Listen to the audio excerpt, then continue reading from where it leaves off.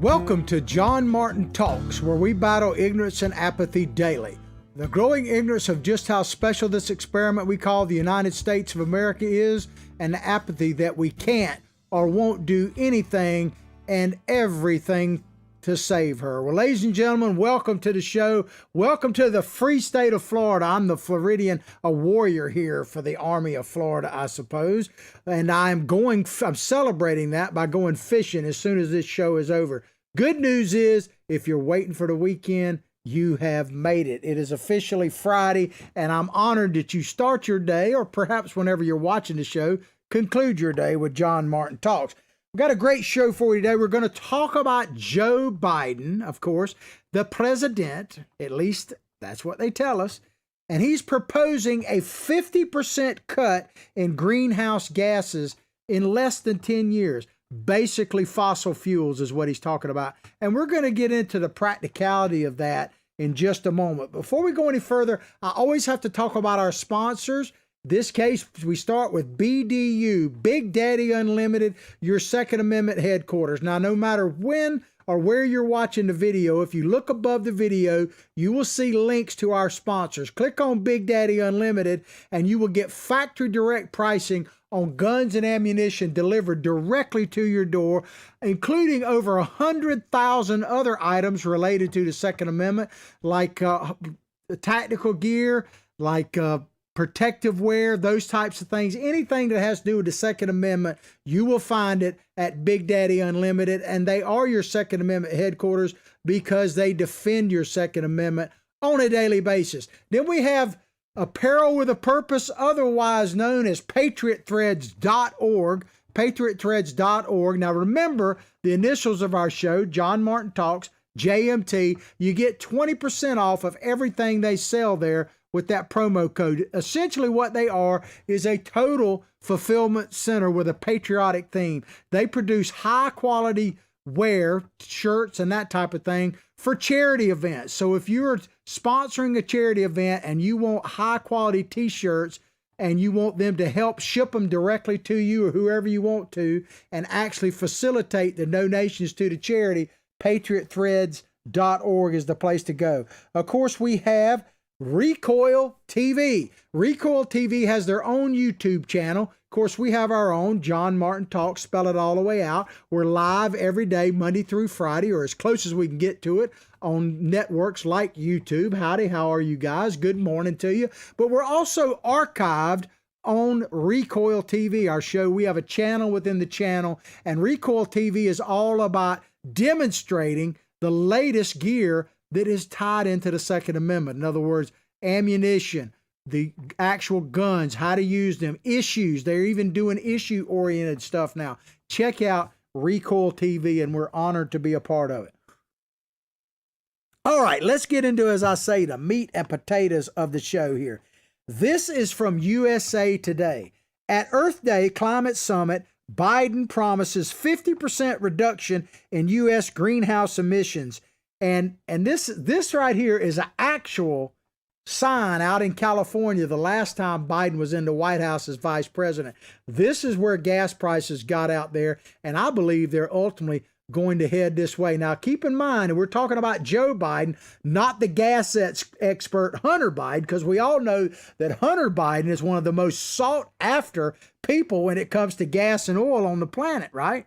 I mean, he's literally had $1 billion contract with China and paid like 85 grand a month from Burisma in the Ukraine. So obviously, he should be. Think about this. If Joe Biden was as smart as the people think he might be, what a joke that is, he should have appointed energy secretary. He should have appointed his son, who is more of an expert on energy than Hunter Biden. Just saying. All right, into the article here. President Joe Biden pledged to cut U.S. greenhouse gas pollution in half by 2030 at a virtual climate summit Thursday, outlining an aggressive target that would require changes to America's energy and transportation sectors.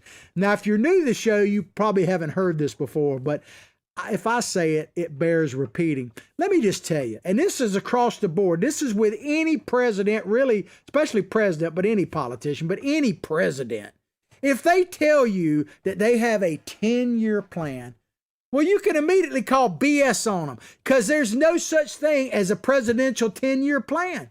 The last person that could have had a 10-year plan was FDR, Franklin Delano Roosevelt, right?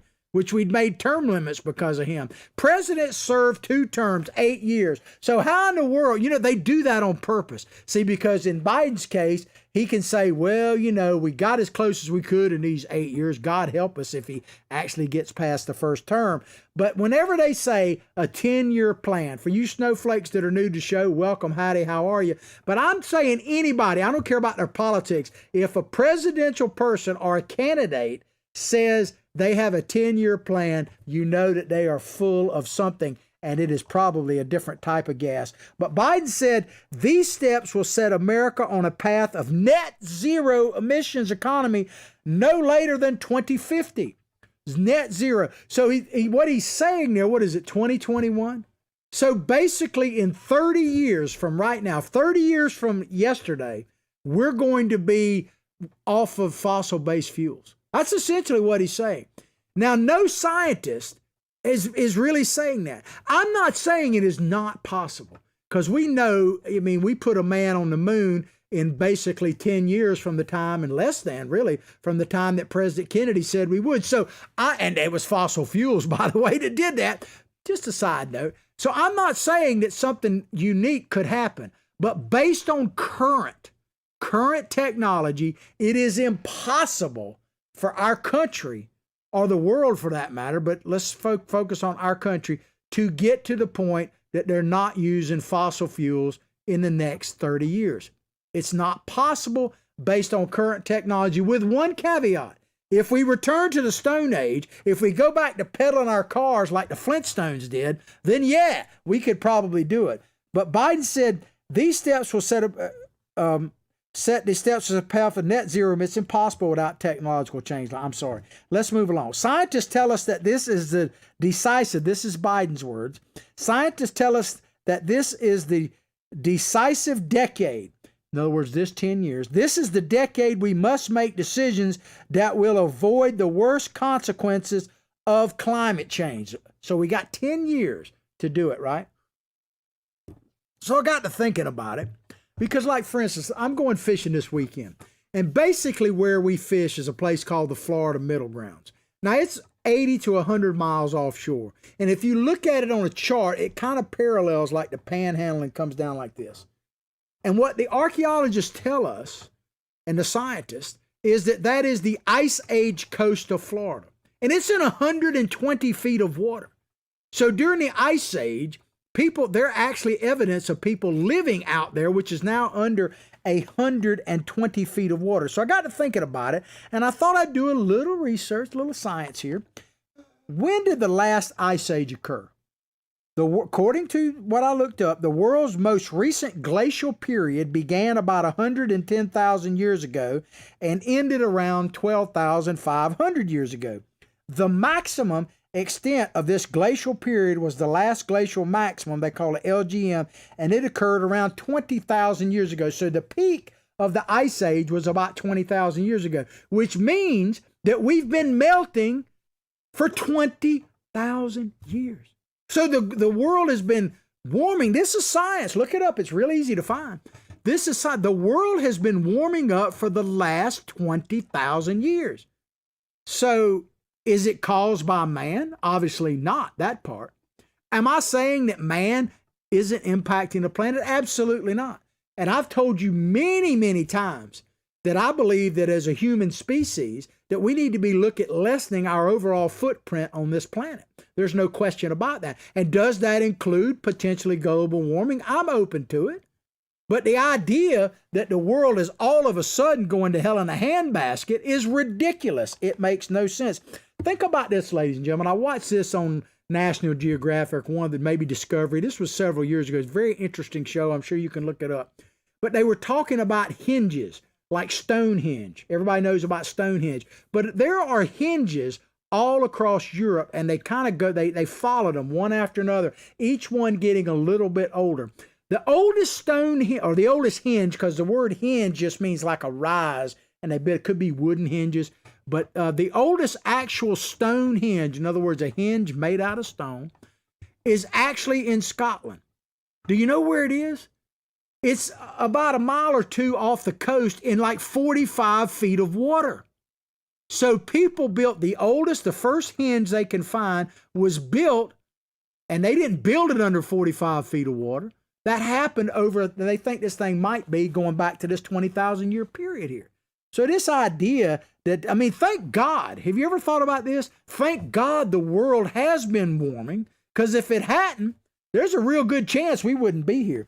The White House goal of reducing greenhouse gas emissions by 50 to 52%, they just throw these numbers out, from a baseline of 2005 emissions is nearly double the target set by Obama. So Obama's trying to do a lot more in his third term, otherwise known as the Biden-Harris administration. An administration official who briefed reporters on the condition of anonymity, because they know they're full of crap, did not detail how the White House plans to achieve the 50% reduction in emissions. So they just put it out there. Of course, it's a 10-year plan or a 30-year plan. Biden is not likely to last a 1-year plan, let alone a 10-year, which you won't be there no matter what, especially a 30-year plan. So they're all full of crap. The bottom line, they don't have any idea what they're talking about. They have no idea how to do this. And of course, we're clearly running out of time, because one of the most genius people in the Democratic Party actually said this a few years ago. Check it out. Millennials and people and, Gen Z and all these folks that come after us are looking up, and we're like, the world is going to end in 12 years if we don't address climate change. And your biggest issue is your biggest issue is, how are we going to pay for it? And here's the thing about that. So we had at that time 12 years to live. That was about 4 years ago, right? When she did that, when she first won. So when you look at it, we're out of time already. If Biden's not going to solve this problem for another 10 to 30 years, then we're screwed, because the genius of Ocasio-Cortez said we only got about 12 years and we're dead. Now, I don't know who that dude was that was interviewing her there, but I got to tell you, this is the old country boy in me, man. I'd have been looking at, because she ain't hard to look at, and this may sound sexist, but, I'm not politically correct. I would have probably asked her backstage, do you really think we only got about 12 years to live? And if she said, yeah, I'm saying, well, give a brother a chance here, man. You know what I'm saying? If we only got like a day or two to go, what's the harm? We see multiple paths. This is what Biden said here. We see multiple paths to reach this goal. This is the anonymous official, I'm sorry. Noting, for example, that Biden has pledged to make the U.S. power sector 100% carbon pollution free by 2035. But they don't tell you how they do that. Biden is pledged to do this by 2035. What the heck has Joe been doing for the last 50 years? He's been up there since he got off the ark, right? I think he was first mate on the ark. And of course, President Trump called him out in the debates. This meme is terrific, when he basically said, hey, I've done more in the last 47 months than you've done in the last 47 years. Now, that alone should have been enough to defeat Biden, but of course, most people didn't even see that probably. The virtual summit, this summit that Biden is speaking at, is aimed at renewing America's leadership on climate change and rallying other world leaders to set their own aggressive targets after 4 years in which the Trump administration worked to unravel U.S. environmental commitments. Emissions went down under Donald Trump. Did you know that? Emissions, like the Paris Accords that Biden is getting us back in, that Trump pulled us out of. We beat the targets under Trump of the emissions they were saying. The problem is not the United States emissions. It is the countries like India and China, which aren't even really privy to all this. So they're not solving the problem. It's kind of like what we talked about yesterday when they are outlawing lynching. Lynching is a hate crime now. Like it hadn't always been. How many people have been lynched in the last 10 years? But they're putting that in the police reform bill, making it a hate crime.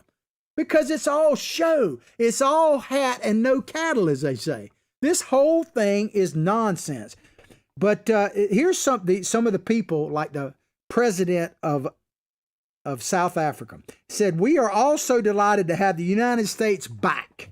South Africa's President Matamala Cyril Ramaphosa declared in his remarks at the summit. Boris Johnson, the United Kingdom's Prime Minister, called Biden's pledge game-changing and offered a blunt retort to those who question the need to address climate change. Well, what they're really saying is we're glad to have America's piggy bank back, man. We want your ching-a-ling, your bling-a-ling. That's what they want. They want America back in the game by its money. That's what this is all about. But listen to what Boris Johnson said. He said, this is not, he's praising Biden, I guess. This is not about bunny hugging.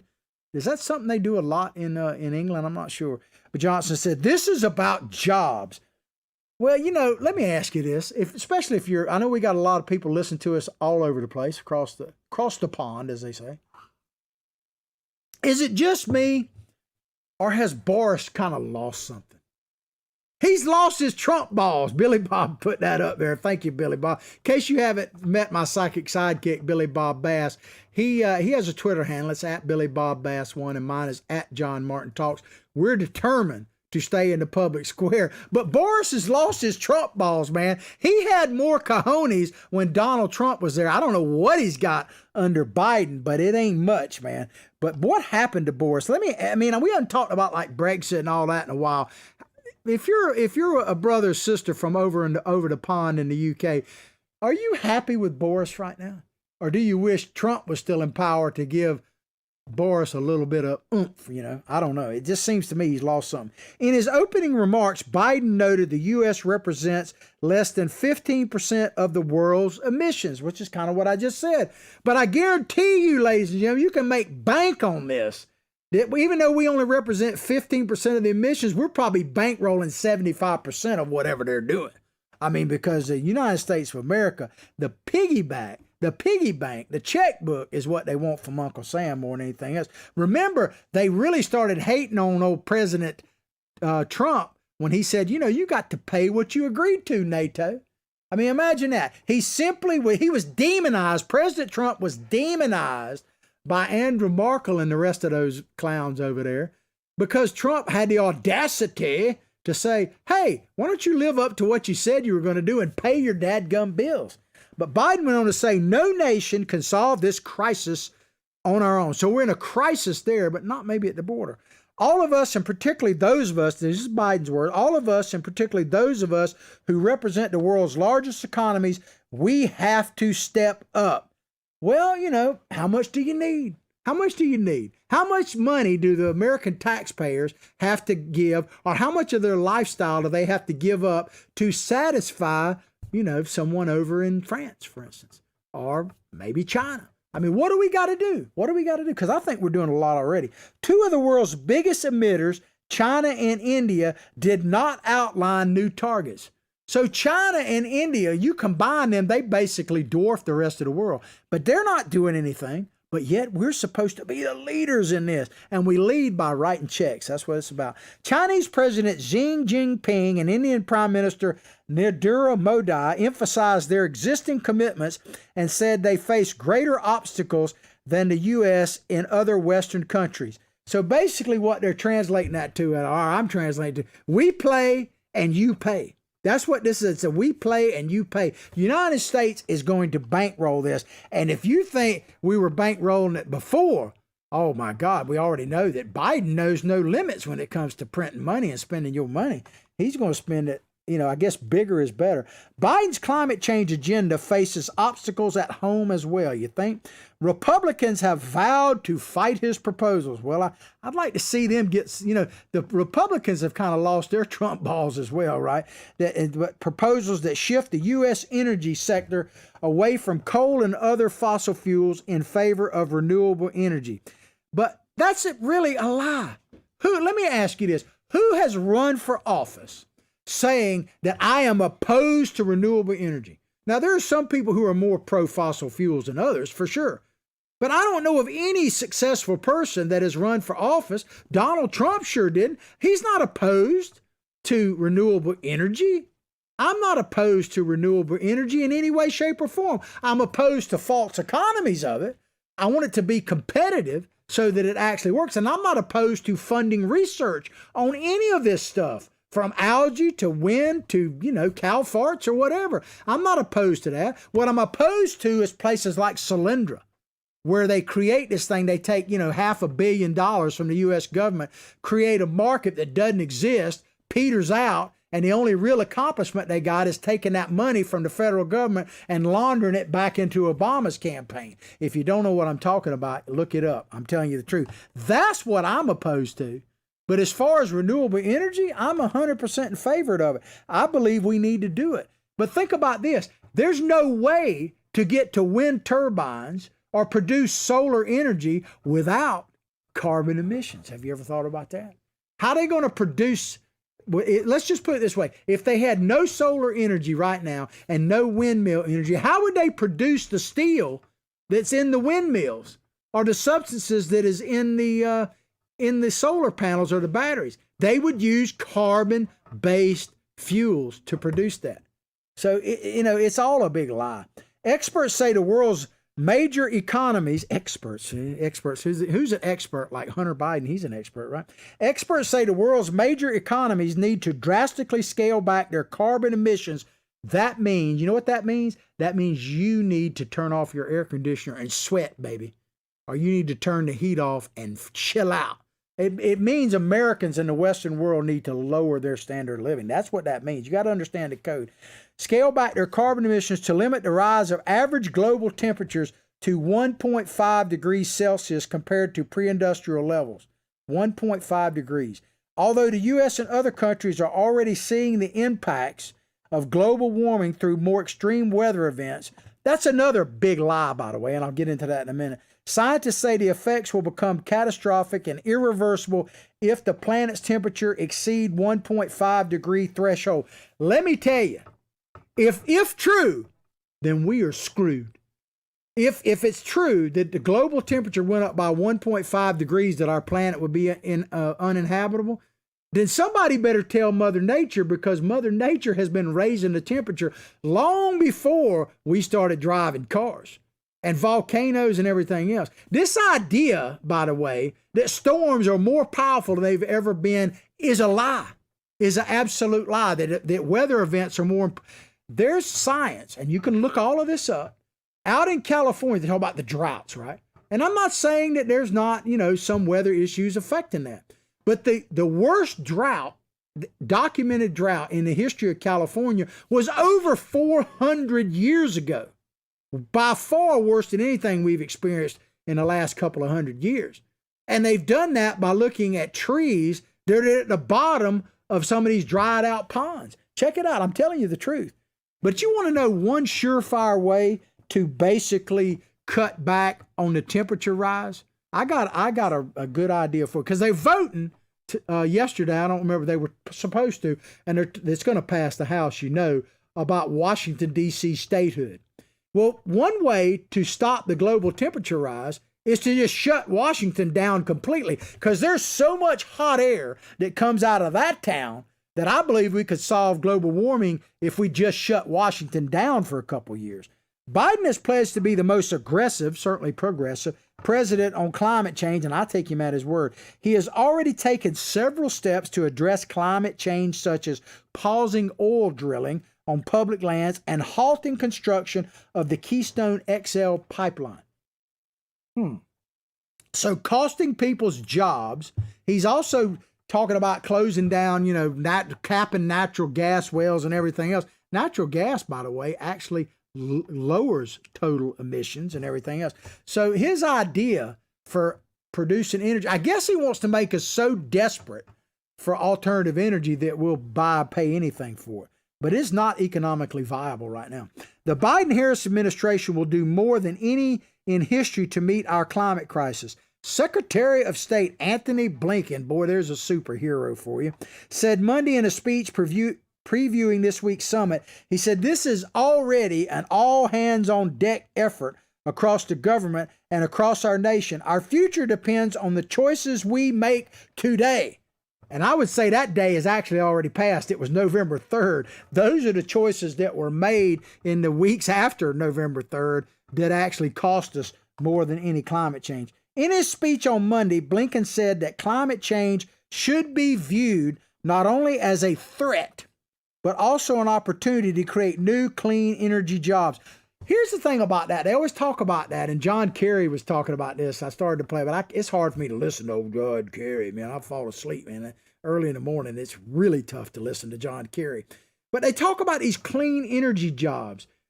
So, okay, why not just do it? Why cancel the XL pipeline? Why not create the clean energy jobs and let the people walk away from the XL pipeline and go get them dadgum jobs? If the energy sector, the renewable energy sector is all that and a bag of chips, you don't need my blessing to create it. Go create the alternative renewable energy. You got my 100% support. I don't want to spend a lot of my tax dollars on it. I said research, but create it, make it economically viable, and then cancel the XL pipeline if we don't need it anymore. I mean, it's because they know that they're full of crap. That's what they're doing. And they're trying to create a desperate situation where people will turn, kind of like if you look at the medical field. Do you really believe that the Obama rollout of Obamacare's website was a fiasco by accident?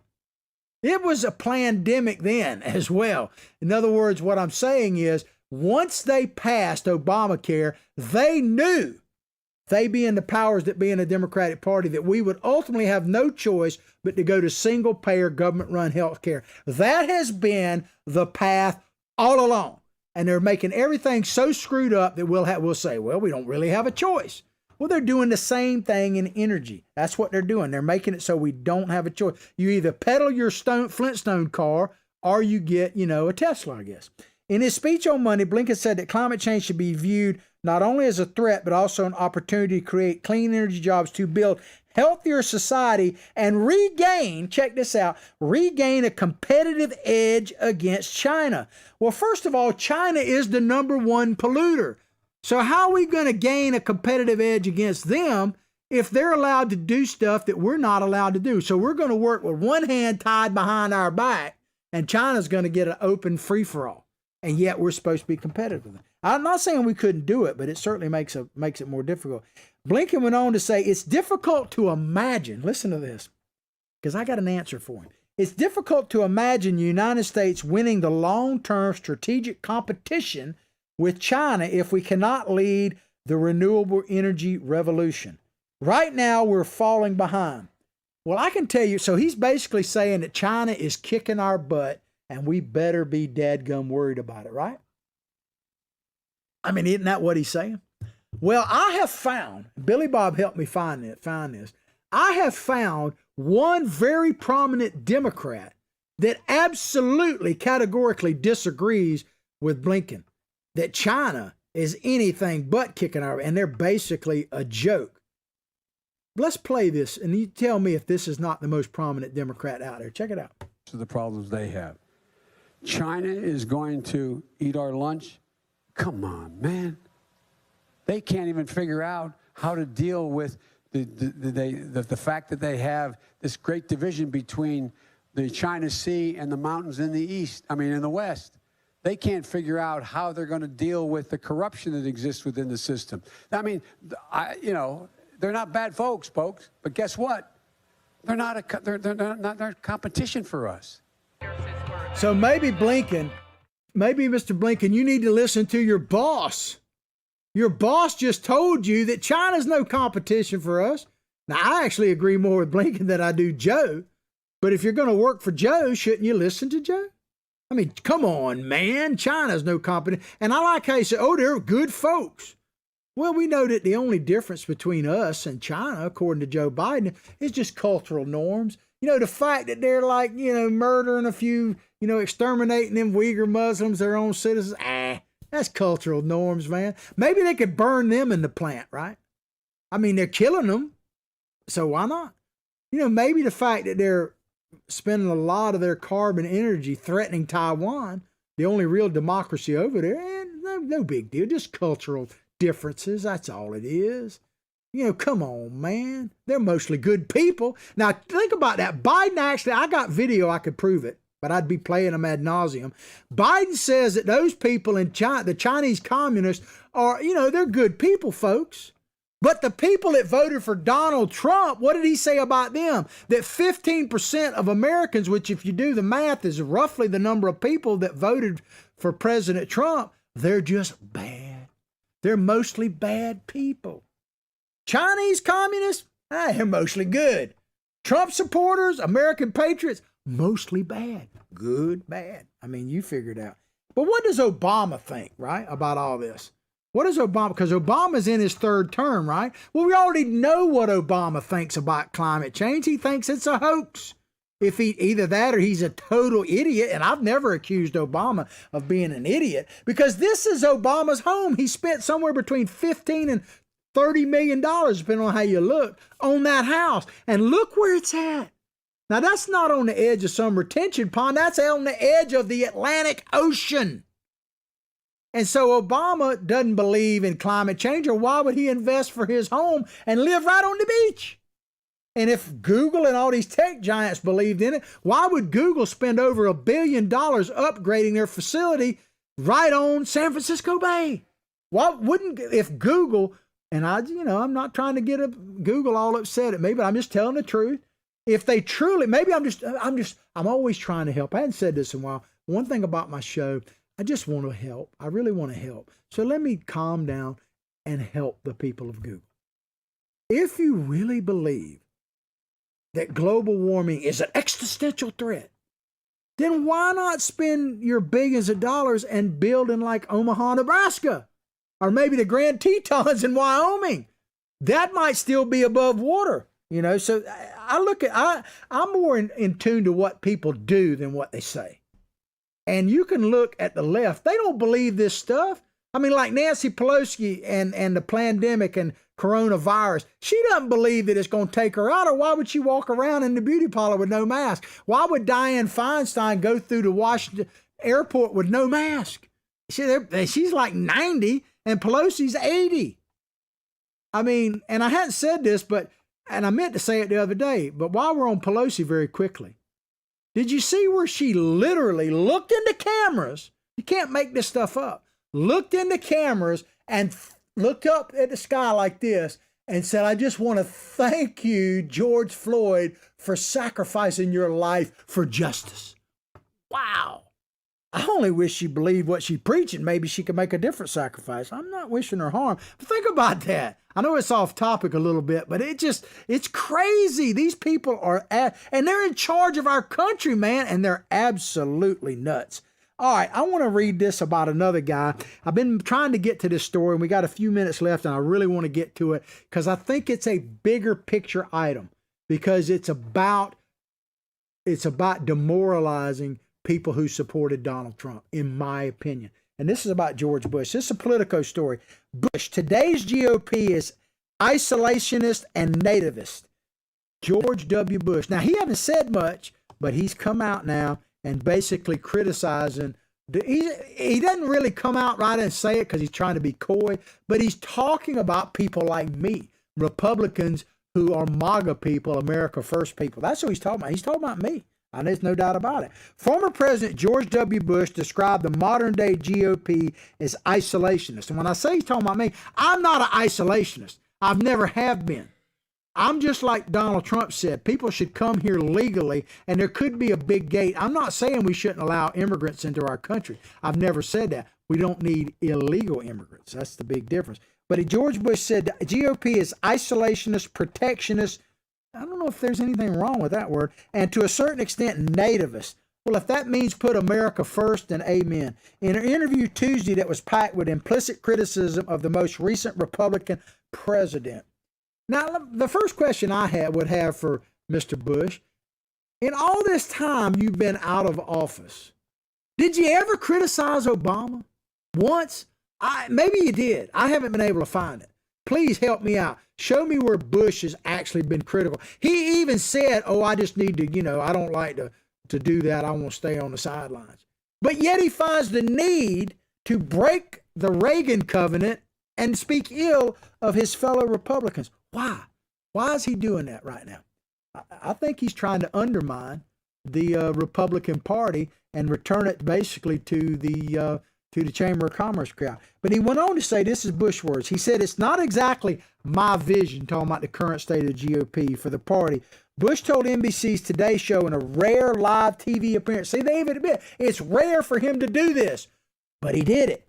But he said, I'm just an old guy they put out to pasture. Once again, President Bush, did you ever come out of hiding or seclusion to criticize Barack Obama? No, you came out to put your arm around that dude.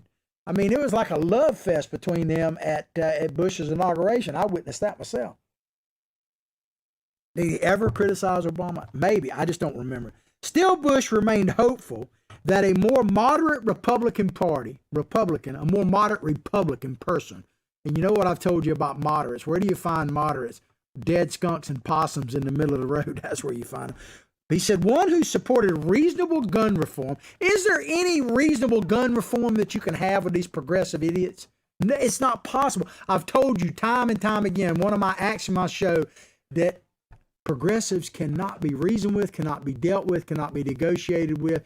They can only be defeated. And I'm talking about voting. And Bush knows this.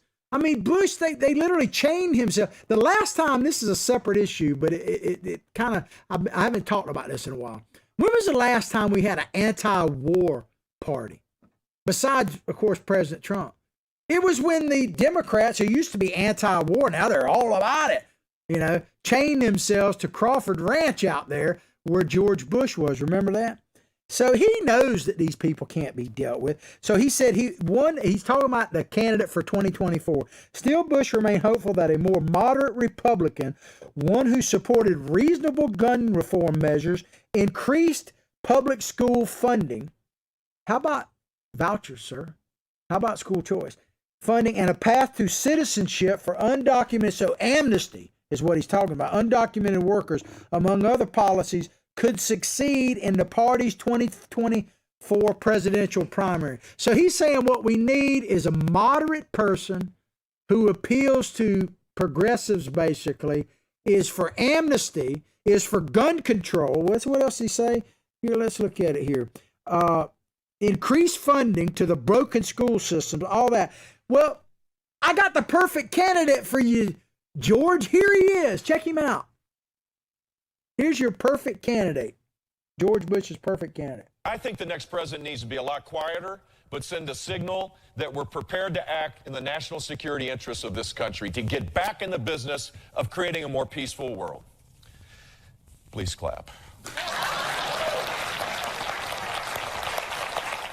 Please clap. Please clap. I mean, your brother Jeb sounds exactly what you're describing.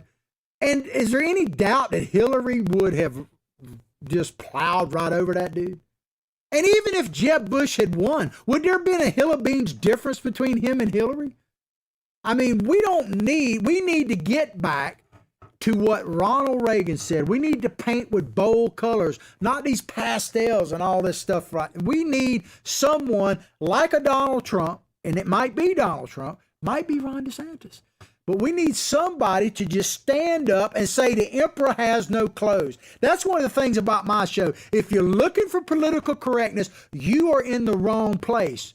And I'm telling you right now, George Bush and Republicans like him, if they hold sway, then Biden may be there forever. Obama may get a 5th term, let alone a 3rd term like he's got now. But here's what George Bush said. He said, I think if the emphasis is integrity and decency and trying to work to get problems solved, I think that person has a shot.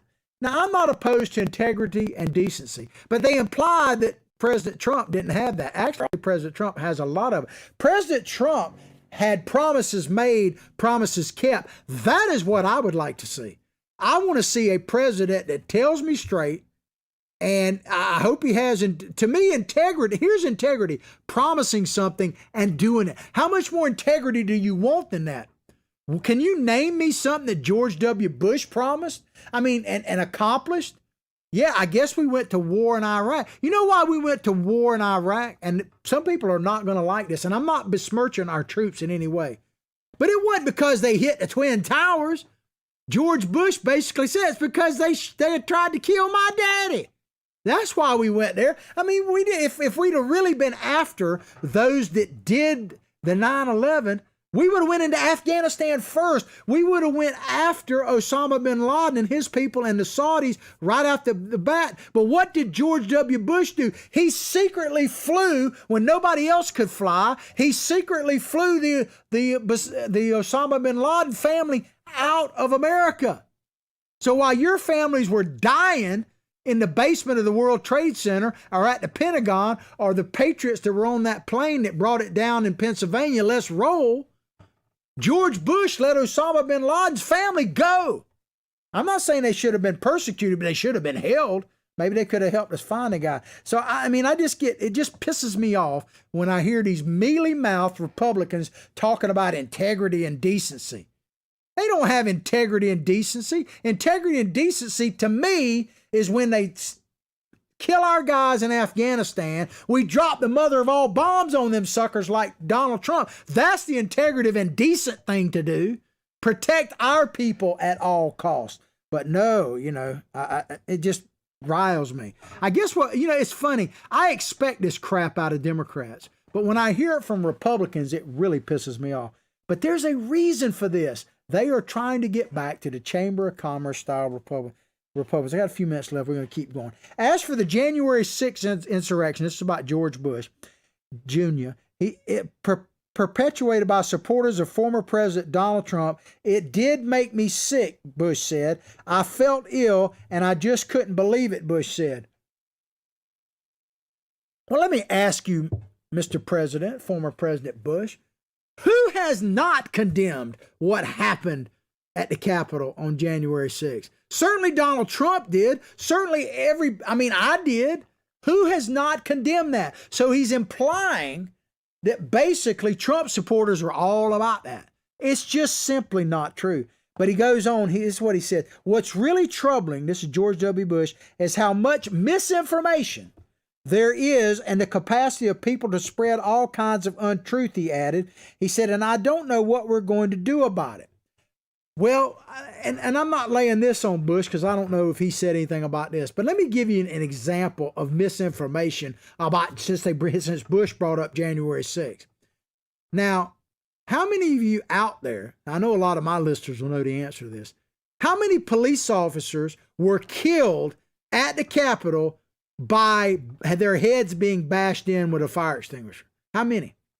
One, right? According to the narrative in the mainstream media and everything else, one. There was a police officer that had his head bashed in by Trump supporters, right? Wrong. It didn't happen. It never happened. The medical examiner just came out this week and said that Officer Brian Sicknick, and I'm not being critical of him at all, died after he suffered a stroke, a brainstem aneurysm. I know how that is because I lost my middle brother the same way. And he didn't get hit with any fire extinguisher at all. He died, I believe, at home later. But the mainstream media ran with this story for weeks, and they haven't retracted it, that Officer Sicknick died having his head bashed in at the Capitol. It's a total lie. But I guarantee you, if you polled the majority of Americans right now, certainly majority of Democrats, they would tell you, yeah, he got killed by, they bashed them old damn Trump supporters, bashed his head in with a fire extinguisher. I mean, so the misinformation is out there. Why didn't he talk about that? Bush decried the divisive rhetoric that has surrounded the immigration debate in Washington and reached new levels of hostility under his Republican successor in the White House. The latest poll numbers, by the way, that have come out has showed that about 55% of Americans disapprove of what Joe Biden is doing with the border right now. 55%. And like only 29% actually approve of what Joe Biden is doing. But George W. Bush has the answer for the Republican Party's resurgence. He wants to be the pro-amnesty, pro-immigration, illegal immigration party. Yeah, how's that going to work out, man? But he went on to say, it's a beautiful country we have. I agree with you, sir. And yet it's not beautiful when we condemn and call people names and scare people about immigration.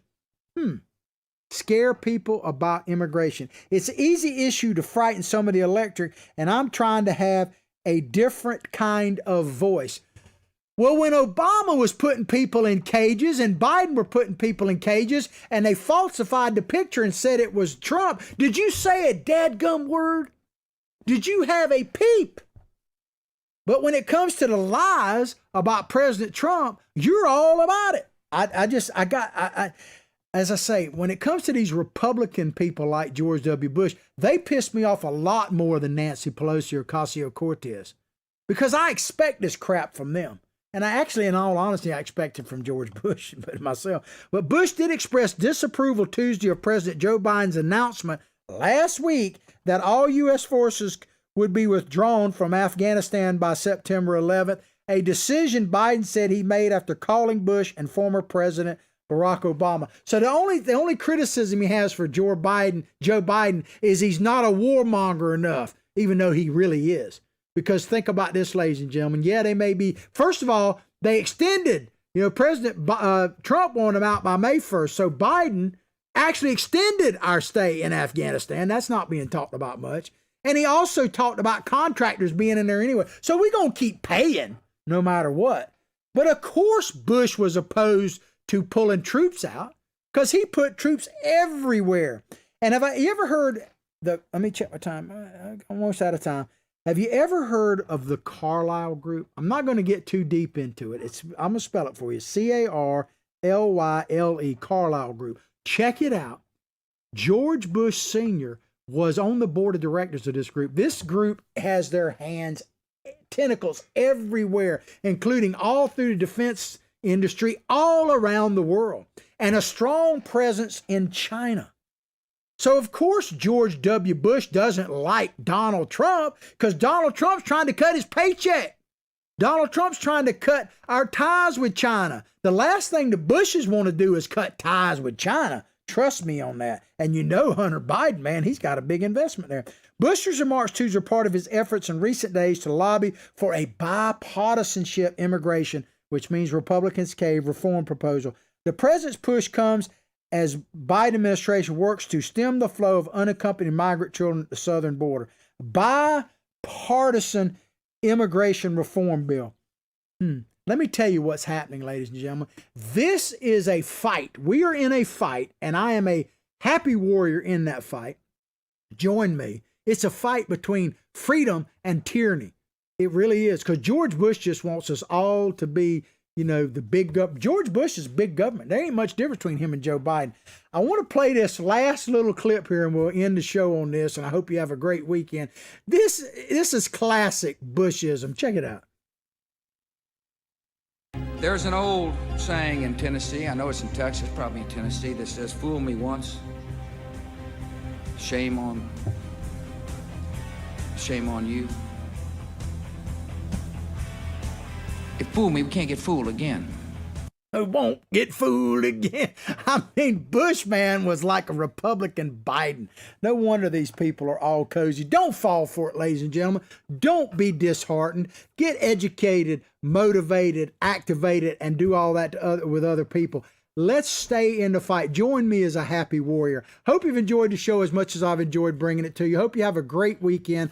I'll pray for your family. You pray for mine. Let's all pray for this great nation that we no longer are led by the Bidens and the Bushes and the Clintons of the world.